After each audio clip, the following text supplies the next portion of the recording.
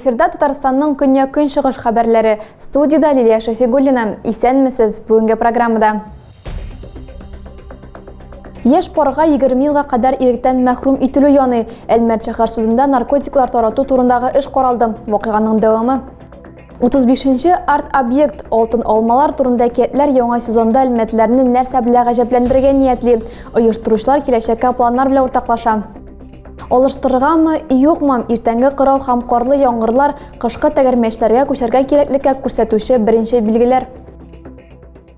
Ноябрь аенда Татарстанлыларны озын ял көннәре көтә. Халыклар бердәмлеге көне җомгага туры килә һәм эшләми торган бәйрәм көне санала. 3 ноябрьдә эш көне 1 сәгатькә кыскара. 4 ноябрьдә шәһәр паркында бәйрәм уңаеннан районның иҗат коллективлары бердәмлектә безнең көчебез дип исемләнгән концерт программасы тәкъдим итә. Бәйрәм көндезге сәгать 12дә башлана. Россиядә 1 ноябрьдән көзге чакырылыш башланды. Өлешчә мобилизация сәбәпле ул 1 айга кичектерелгән иде. Зәй районында да чакырылыш кампаниясе тулы куәтенә бара. Күпме кеше хезмәт итәргә китәчәк һәм булачак солдатларны кайчан озаталар? Тулырак киләсе сюжетта. Зәй районында 1 ноябрьдән көзге чакырылыш кампаниясе башланды. Гражданнарны хәрби хезмәткә чакыру 2022 елның 31 декабренә кадәр дәвам итәчәк. Хәзерге вакытта кайбер әти-әниләр улларының кайларда хезмәт итәчәге һәм махсус хәрби операциядә катнашмаулары турында борчыла. 1 ноябрьдән көзге чакырылыш башланды. Көзге чакырылыш 1 ноябрьдән 31 декабрьгә хәтле алып барылачак. Безнең районнан 1 җибәрелү 8 ноябрьдә булачак. Егетләребез, солдатларыбыз хезмәт итүче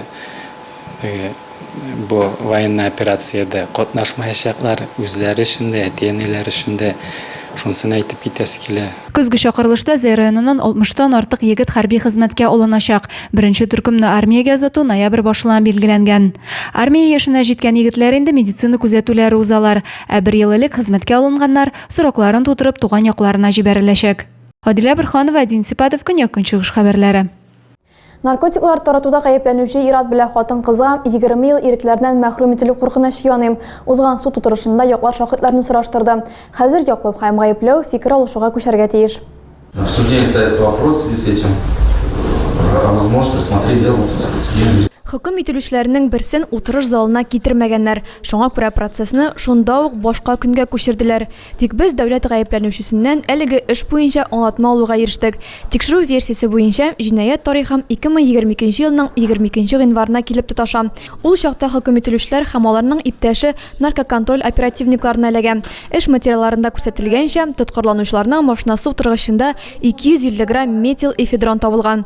Акчага күчерсәң 950 мең сум килеп чыга. Узган утырышта шаһитлар арасында сораштыру һәм суд тикшерүе тәмамланды. Бу процесста яклар фикер алышуга күчәргә тиеш иде. Гаепләнүче хатын үз гаебен кире каган. Хөкем ителүче дә ханымның эшкә мөнәсәбәте юк дип раслый. Әмма суд алдыннан сорау алганда ир-ат башкача җавап биргән. Ир-ат белән хатынкы сүзләренчә тикшерүчеләр сорауларны төгәл бирмәгән. Шул рәвешле сорау алганда алар икесе дә төрлечә җавап биргән. Гаепләнүчеләрнең берсе булмаганлыктан процессны 9 ноябрьгә күчерделәр. Алтын алмалар турында әкиятләр проекты ярдәме белән Әлмәттә 5 ел эчендә 30дан артык арт-объект барлыкка килде. Бу безнең нефтчеләр һәм Санкт-Петербургның урам сәнгатен өйрәнү институтының уртак программасы. Әлеге сезон соңгысы дип элан ителде.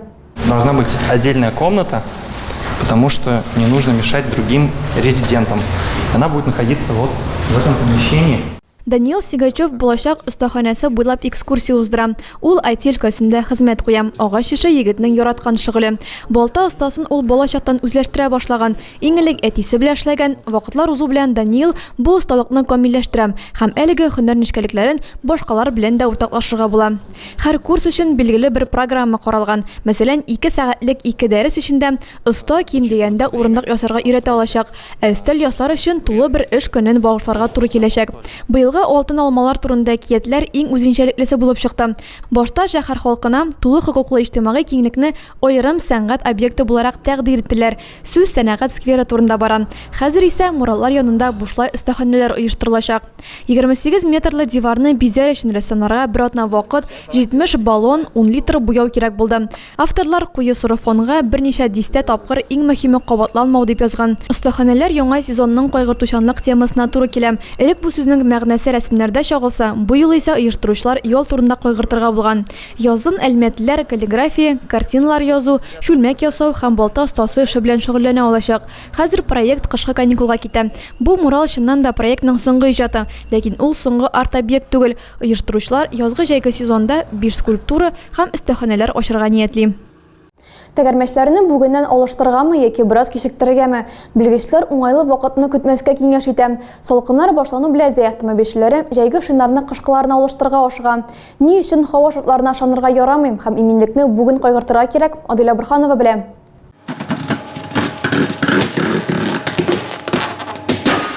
Кышкы тәгәрмәшкә күчү өчен кар яуганын көтәргә кирәкми ди белгечләр. Зәйшина монтажларында тәгәрмәш алыштыручы машина йөртүчеләр күп түгел, әмма кышкы сезонга инде әзерлек күрүчеләре җитәрлек. Беренче кар төшү белән шиномонтажларда урак исте башлана. Чәршәмбедән һава температурасы төнлә -1 градуска кадәр төшә дип вәгъдә итә синоптиклар. Атна дәвамында карлы яңгырлар явуы ихтимал. Шуңа күрә ЮХИДИ хезмәткәрләре барлык машина йөртүчеләргә дә кышкы тәгәрмәшләргә күчәргә киңәш итә. Раушан Нәгыймуллин бу чорга алдан әзерләнә. Һава шартларына ышанып булмый, иминлек барыбыз өчен дә кирәк ди ул. Тиздән салкыннар башлана, кыш җитә. Шуңа күрә кышкы резиналарны вакытында алмаштырырга кирәк. Чөнки безопасность ул нигрәк инде. Важнее всего, надо беречь себя и других. Рамазан Рәхимов та машинасының тәгәрмәшләрен алыштырырга килгән. Кыш килеп җитә бит. Менә шуңа күрә алыштырам. Әле соңарак калдык. Бер таман назад алыштырырга кирәк. Ул бит әнә Мәскәүдә нәрсә күрсәттеләр. Иртә белән салкын. Көннәр суыту белән юлларда бозлавыклар хасил булуы да бар. Бу вакытта машина йөртүчеләргә дистанцияны үтәргә, һава шартларына туры килә торган тизлек белән хәрәкәт итәргә кирәк.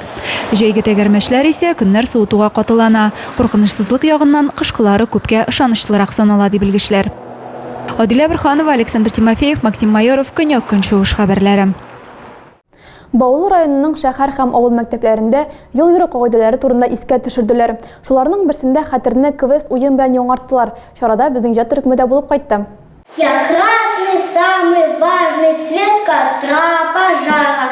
Балалар юл йөрү кагыйдәләрен яхшы беләме? Моны укучылар сәхнәләштергән спектакльдә күрсәтте. Соңрак юл патруль хезмәте өлкән инспекторы Азат Мөхәммәтшин җәүре белән машина йөртүче арасында яхшы мөнәсәбәт булганда гына юлларда тәртип урнашачак дип билгеләп үтте. Ә Баулы районының юл хәрәкәте иминлеге начальнигы Рәзидә Игнатьева малай кызларга яктылык кайтартучы элементларның файдасы турында җиткерде.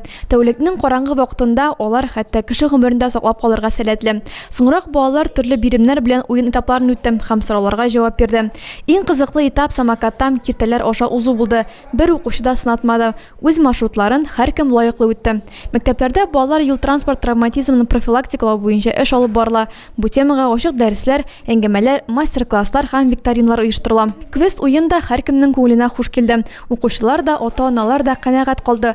Барсы да шуны ачык аңлый. Мондый чаралар ярдәмендә балада иминлек өчен җаваплы караш булдырыла. Бәйрәм ахырында һәркемгә белешмәлекләр һәм яктылык кайтартучы элементлар өләштеләр. Катнашучыларга истәлекле бүләкләр тапшырылды. Әлмәт пенсионерлары көзгө моңсулыкка көрәш ялган итте. Төп корал яхшы кәеф. Көмеш яшьләр гадәти булмаган эстафетада катнашты. Спорт бәйрәме ничек узды? Кызыл, яшел, сары яфраклардан ясалган таҗлар һәм бәйләмнәр тотып, Әлмәт пенсионерлары шәһәр паркында җыелды. Биредә алар алтын яфрак бәйрәмен үткәрде. Беренче эш итеп, туган көннәрен бәйрәм итүчеләрне тәбрикләделәр. Сегодня я юбилярша. Лидия Лемешонок 75 яшьлек юбилеен фикердәшләр белән каршы ала. 10 ел элек алар аны ветераннар советы каршындагы физкультура сәламәтләндерү клубына чакырган. Шул вакыттан алып Лидия ханым көн саен шөгыльләргә йөри, бигрәк тә фитнесны ярата. Көзге бәйрәмне спорт белән үткәрергә булганнар. Скандинавия таяклары белән йөрү, дистанцияләрен теннис ракеткасы белән кыршау эшендә һәм күзләрне бәйләп үтү һәм башка спорт төрен үз иченә алган эстафетада пенсионерлар зур теләк белән көч сынашты. Саф һавада актив ял итү көзге моңсулыктан иң яхшы дәва. Моны пенсионерлар үзләре дә раслый. Ярышларның өлкән судьясы спорт картаюга каршы төп корал дип өсти. Ә алтын яфрак бәйрәме яшәргә тагын бер мөмкинлек тудыра. Көзге эстафета җиңүчеләрен һәм катнашучыларын кабак, ташкабак, балан, бол һәм бәрәңге белән бүләкләделәр. Спорт уеннарыннан соң пенсионерлар кайтып китәргә ашыкмады. Бәйрәм биюләр белән дәвам итте.